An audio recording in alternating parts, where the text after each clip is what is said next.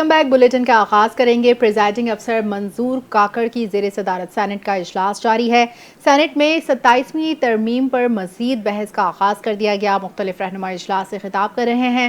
Senator فاروق H Naik 27ویں آئینی ترمیم سے متعلق قائمہ کمیٹی کی رپورٹ پیش کریں گے، جبکہ وزیر قانون ایوان میں ترمیمی بل منظوری کے لیے پیش کریں گے۔ گزشتہ روز سینٹ اور قومی اسمبلی کی مشترکہ پارلیمانی کمیٹی برائے قانون و انصاف نے مجوزہ آئینی ترمیم کا پورا ڈرافٹ منظور کرتے ہوئے شقوار 49 ترامیم کی منظوری دی۔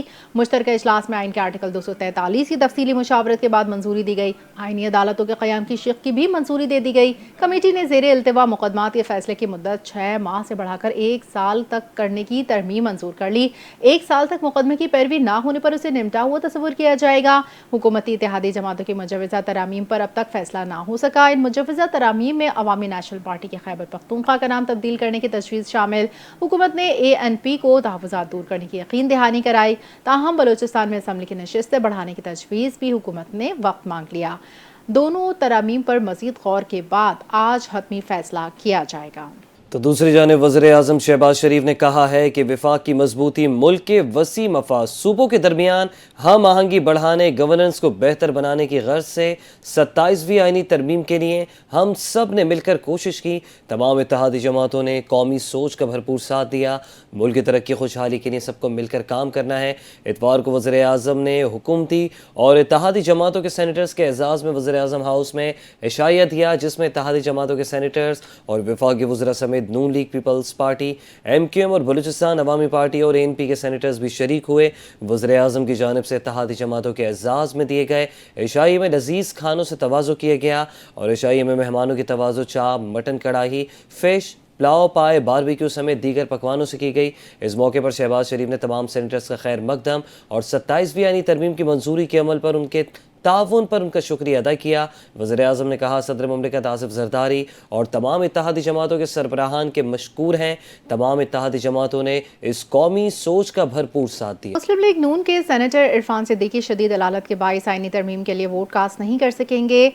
نون لیگی سینیٹر عرفان صدیقی کو وینٹیلیٹر پر منتقل کر دیا۔ ان کی طبیعت ناساز ہے، آکسیجن لگی ہوئی ہے، ہو سکتا ہے وہ 27ویں آئینی ترمیم کے لیے ووٹ نہ ڈال سکیں۔ دوسری جانب حکومتی ذرائع نے دعویٰ کیا ان کے پاس آئینی ترمیم کے لیے مطلوبہ 2/3 اکثریت پوری ہے۔ 27ویں آئینی ترمیم منظوری کے لیے پیر کو ایوان میں پیش ہونے جا رہی ہے۔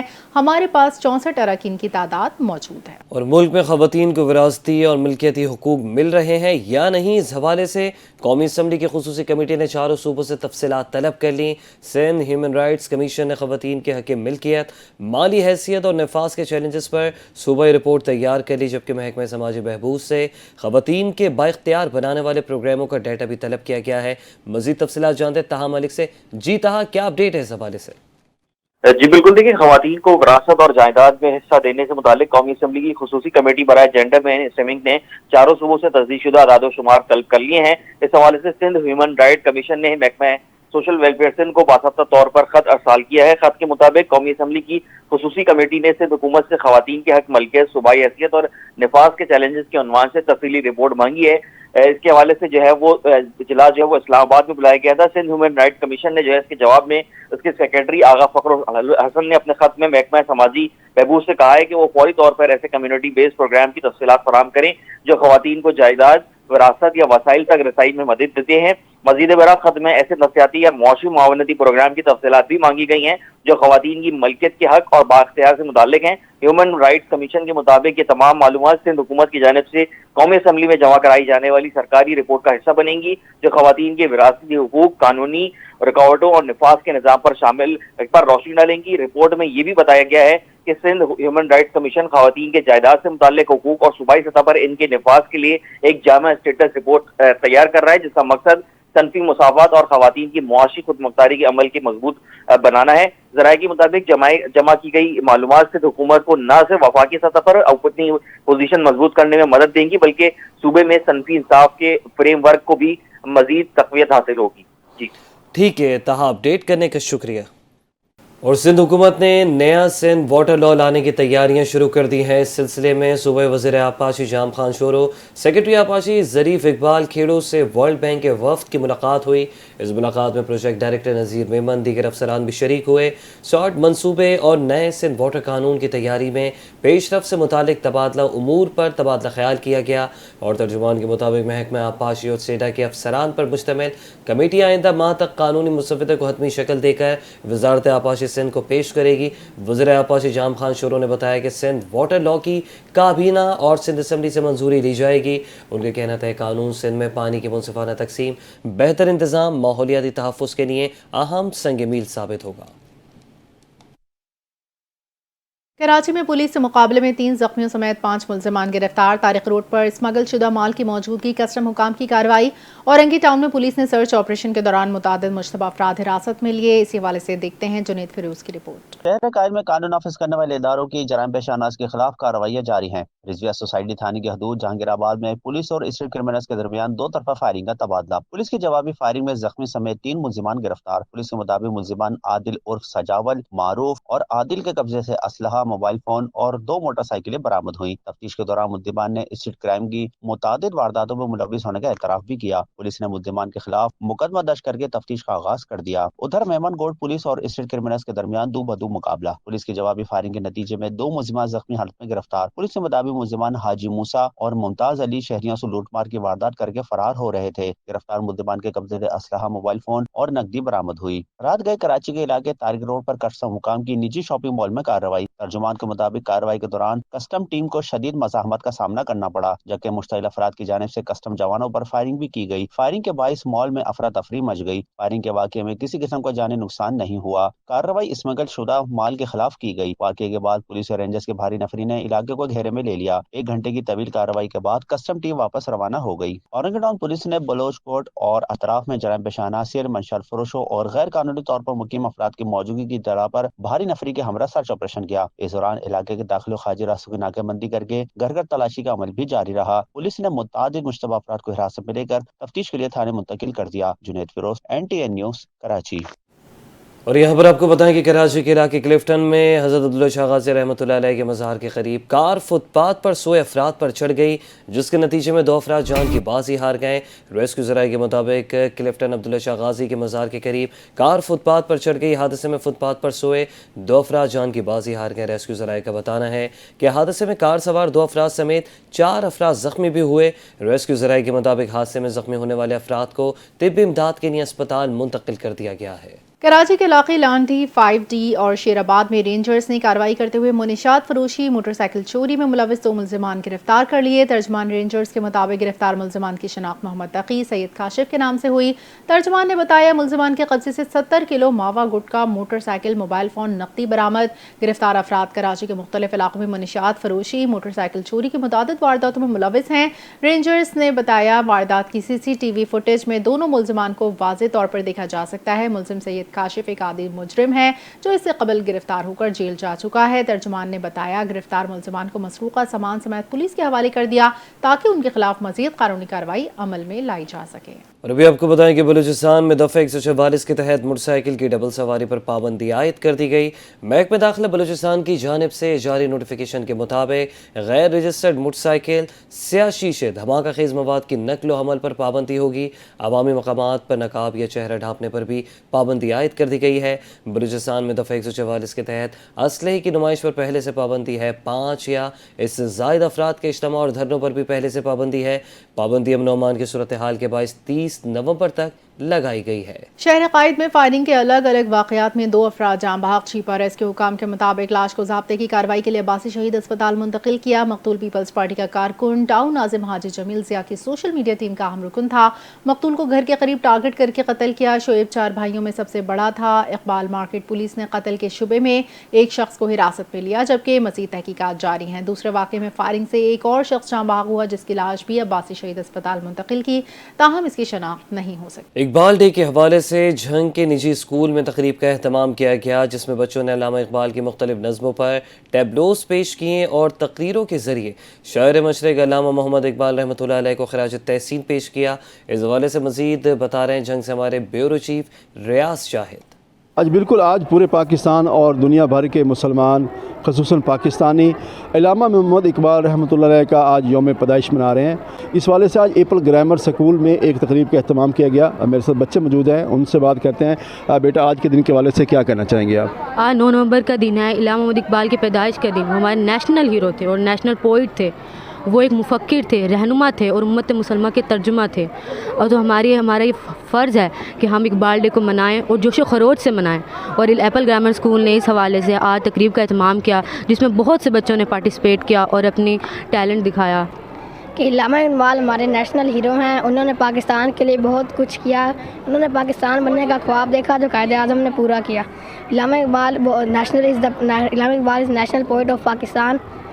He was born 9 November 1877 in Sialkot.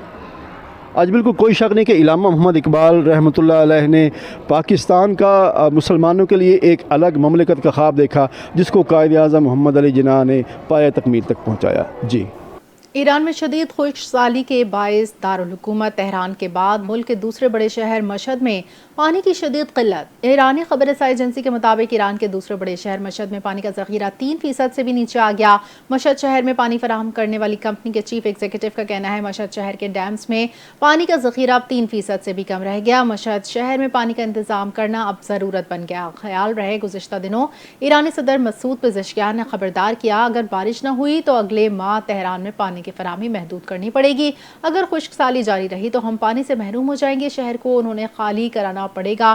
پانی اور توانائی کے وسائل کے بہتر انتظام تحفظ کی فوری ضرورت ہے اور موجودہ انتہائی صورتحال کو تشویشناک قرار دیا۔ امریکہ اور اسرائیل کے درمیان غزہ میں سیز فائر اور انتظامی فیصلوں پر اختلافات شدت اختیار کر گئے۔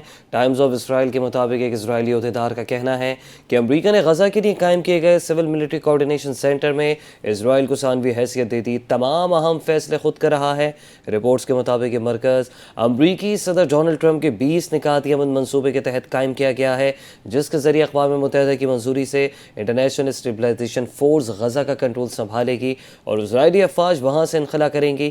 امریکہ کے مطابق آئی ایف میں تقریباً 20,000 فوجی شامل ہوں گے جنہیں 2 سالہ مینڈیٹ دیا جائے گا، تاہم واشنگٹن اپنی افواج نہیں بھیجے گا اور ترکی، قطر، مصر، متحدہ عرب امارات، انڈونیشیا اور آذربائیجان جیسے ممالک سے شرکت پر بات چیت جاری ہے۔ اسرائیل نے ترکی کی افواج کی ممکنہ شمولیت پر اعتراض کیا ہے، جبکہ عرب ممالک حماس سے براہ راست تصادم کے خدشے کے باعث محتاط ہیں، اور اس دوران امریکہ نے اپنے امن منصوبے کو اقوام متحدہ کی قرارداد میں مکمل طور پر شامل کر لیا، جس کے تحت مستقبل میں غزہ کا انتظام بورڈ آف پیس سے فلسطینی اتھارٹی کو منتقل کر دیا جائے گا، بشرطے کہ وہ اصلاحاتی پروگرام مکمل کرے۔